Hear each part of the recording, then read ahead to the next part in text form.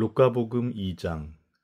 그 무렵 아우구스투스 황제에게서 칙령이 내려 온 세상이 호적 등록을 하게 되었다.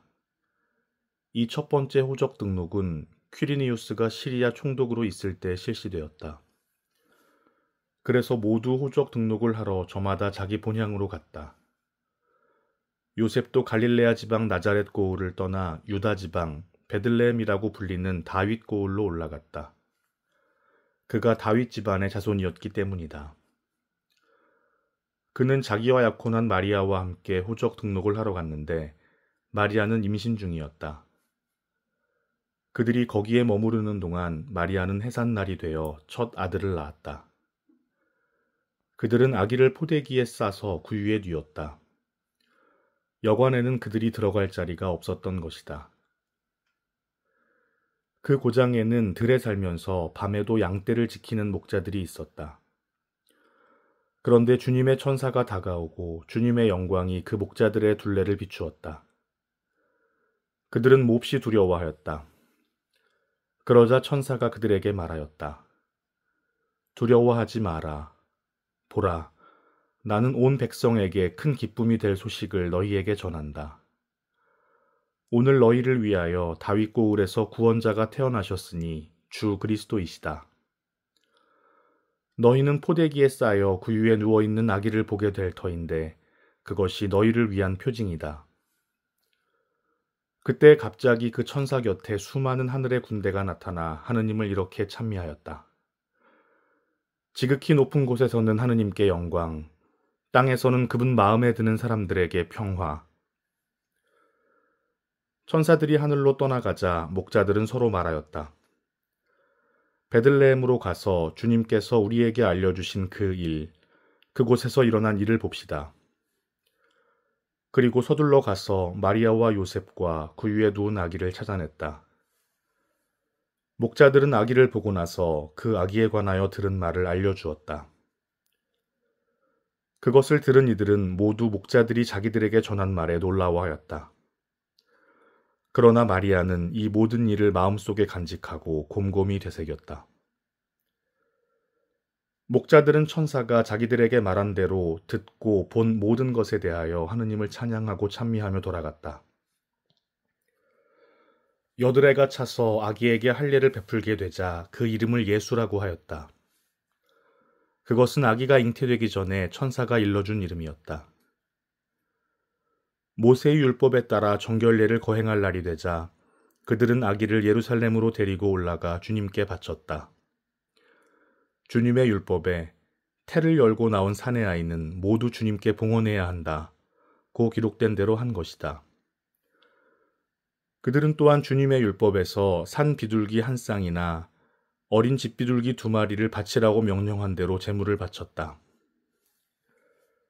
그런데 예루살렘에 시메온이라는 사람이 있었다. 이 사람은 의롭고 독실하며 이스라엘이 위로받을 때를 기다리는 이였는데 성령께서 그 위에 머물러 계셨다. 성령께서는 그에게 주님의 그리스도를 뵙기 전에는 죽지 않으리라고 알려주셨다. 그가 성령에 이끌려 성전으로 들어갔다.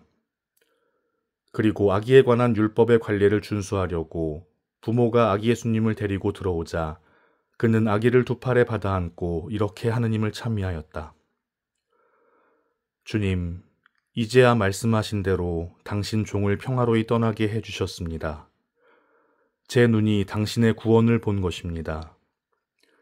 이는 당신께서 모든 민족들 앞에서 마련하신 것으로 다른 민족들에게는 계시의 빛이며 당신 백성 이스라엘에게는 영광입니다.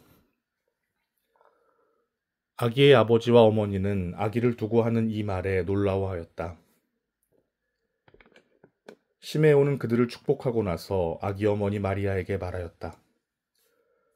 보십시오. 이 아기는 이스라엘에서 많은 사람을 쓰러지게도 하고 일어나게도 하며 또 반대를 받는 표징이 되도록 정해졌습니다.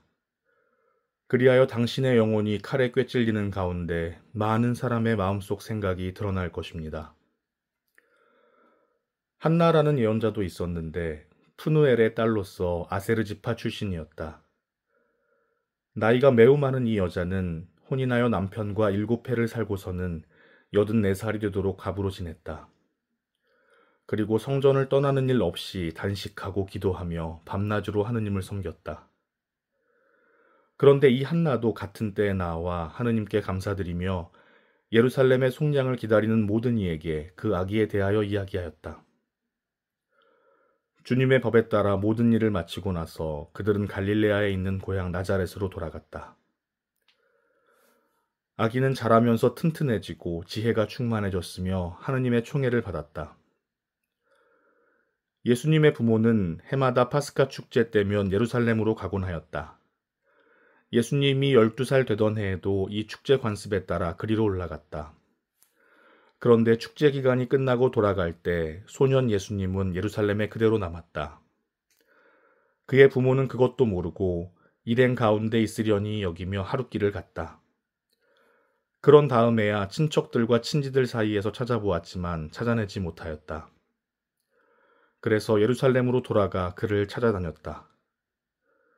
사흘 뒤에야 성전에서 그를 찾아냈는데 그는 율법 교사들 가운데 앉아 그들의 말을 듣기도 하고 그들에게 묻기도 하고 있었다. 그의 말을 듣는 이들은 모두 그의 슬기로운 답변에 경탄하였다. 예수님의 부모는 그를 보고 무척 놀랐다. 예수님의 어머니가 얘야, 우리에게 왜 이렇게 하였느냐? 내 아버지와 내가 너를 애타게 찾았단다 하자 그가 부모에게 말하였다.